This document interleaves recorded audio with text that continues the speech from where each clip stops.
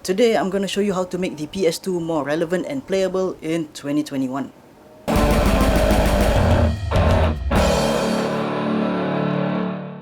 What's up guys, Zami here and you're watching Heavy Metal Pomp.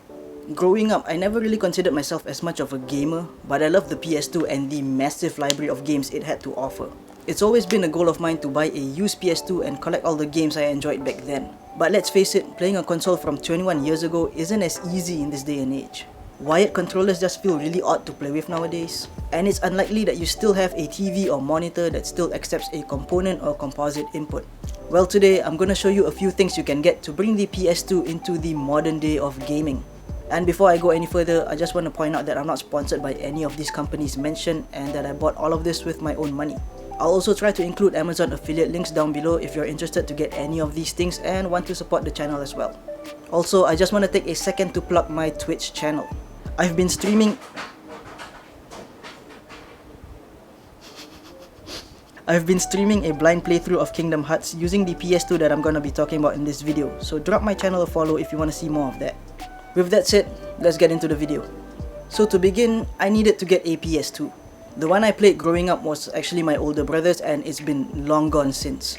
The one he had was the fat model of the PS2, but I decided to get a used slim model instead because I just prefer the smaller footprint. When I was looking at used PS2 listings on Carousel, I realized that there's one small issue that I had to solve.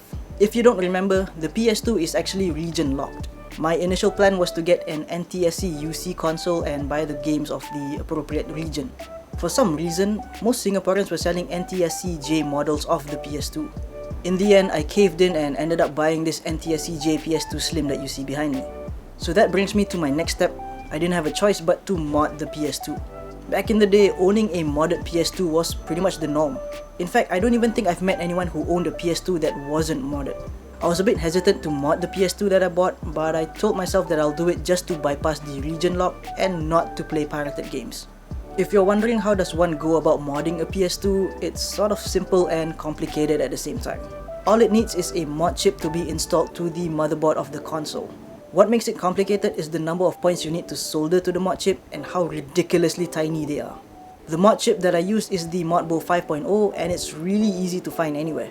I got mine on Shopee, but you can also find it on AliExpress, eBay, and I'll even include an Amazon link if you want to go that route. The Modbo 5.0 has a few features, but I just needed it to make the console region free. You can go and Google what other features the mod chip has. I'm not gonna talk about it cause all those things don't really matter for me. When it came to installing the chip, I found it insanely nerve-wracking.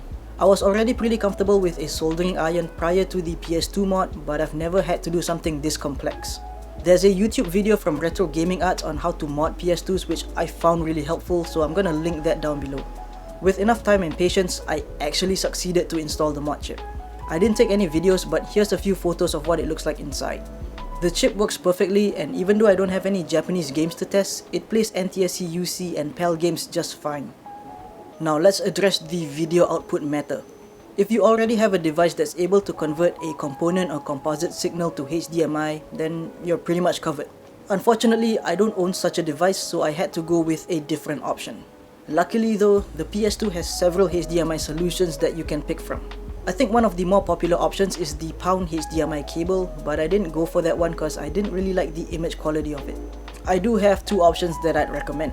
The first one is this really cheap and generic HDMI converter for the PS2.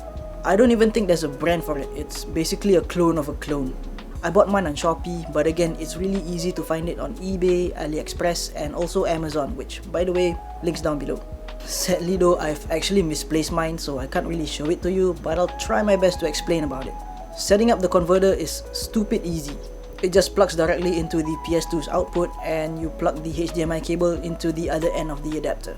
Also, you do need to power the adapter with a mini USB cable which you can either just plug into one of the PS2's USB ports or into a wall outlet. Despite how cheap it is, I was actually genuinely impressed with the image quality of it. Obviously, it's not the best image quality, but for the price you're paying, it's really hard to complain. I would have been very much content with using it if it wasn't for one minor peeve that I have with it. The mini USB port on the device is in a really bad spot. It kind of obstructs the power cable for the PS2. While you can plug everything together and have it all work, I don't really like the pressure the power cable is putting on the USB cable. I really doubt it's gonna do the device any good, and even though it's really easy to just get a replacement, I figured it's easier to just go for the second option that I have. This is the Kaiko HDMI adapter. I don't need to say much about what it does at this point.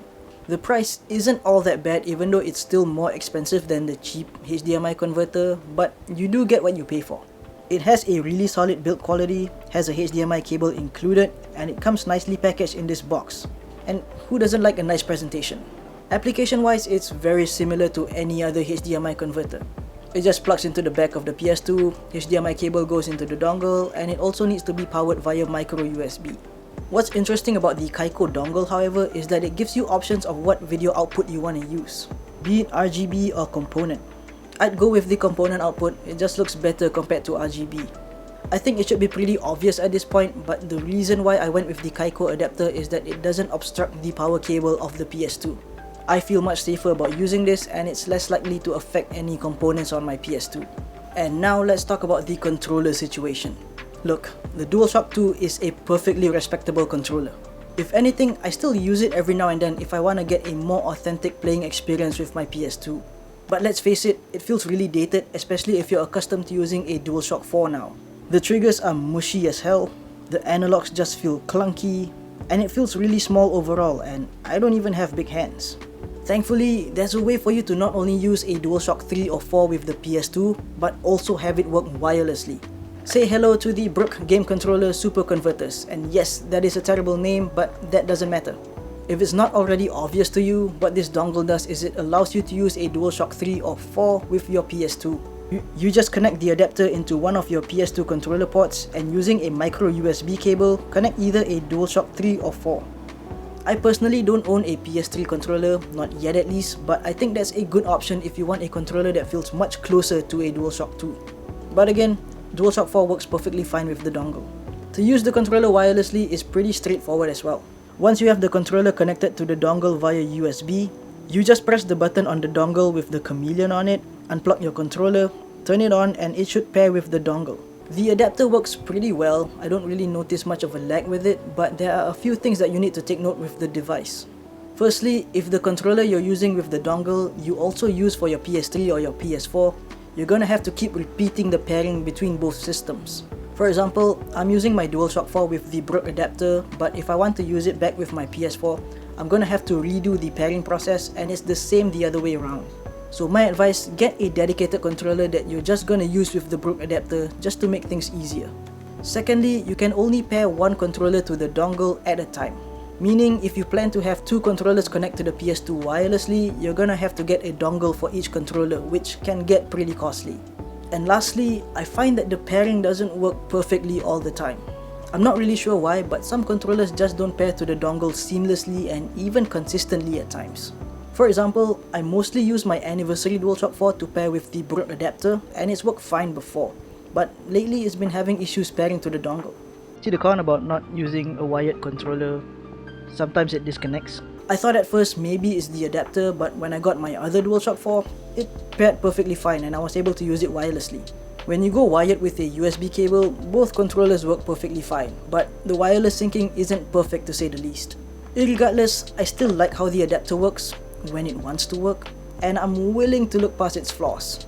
I, however, am not a big fan of how the physical build is. Like, there's really no need for the cable in between. I'm pretty sure there was a way to just have it be one solid unit. Either way, I just stick the dongle on my PS2 with some Blu Tack and it looks fine. And honestly, that's pretty much it. With all that, now the PS2 is region free, it has an HDMI output, and you can even use wireless controllers with it. To be honest, there's probably a couple more things that I could have done to the PS2 to make it more ultimate, but there's a reason why I skipped those things. For example, you can easily find bootleg memory cards for the PS2 with bigger capacities. If you don't remember, just give me a sec. The official PS2 memory card is only 8MB. The aftermarket memory cards comes in various sizes of up to 128MB. So you might be wondering, why didn't I upgrade the capacity from this measly 8MB? Those aftermarket cards don't cost much either. Well, frankly speaking, I don't feel entirely comfortable using unofficial hardware that handles my game data. Who's to say these aftermarket cards won't crap out and lose all my save data? Even though these official Sony memory cards are old enough to legally buy alcohol, I feel much safer letting them handle my save data. Also, why didn't I get one of those cooling fans? Everyone knows a console isn't ultimate without a cooling fan. Actually, I tried really hard to find one, but it's damn near impossible. There's hardly any listings around for a PS2 cooling fan, and the ones that I found pretty much scammed me. I paid about 20 bucks for it, item never showed up, and the seller doesn't want to respond to my emails. I then found another listing from a guy on Carousel. The listing clearly said PS2 cooling fan, but when it arrived, it's actually one for the PS3. So bottom line is, to hell with cooling fans. I've lost way too much money trying to get something that honestly wouldn't make the system any better. So yeah, I think that's pretty much it. Hope you liked the video, leave a comment down below and let me know what you think of my modern PS2 setup. Like, subscribe, all that YouTube nonsense, and I'll see you again soon. Thanks for watching.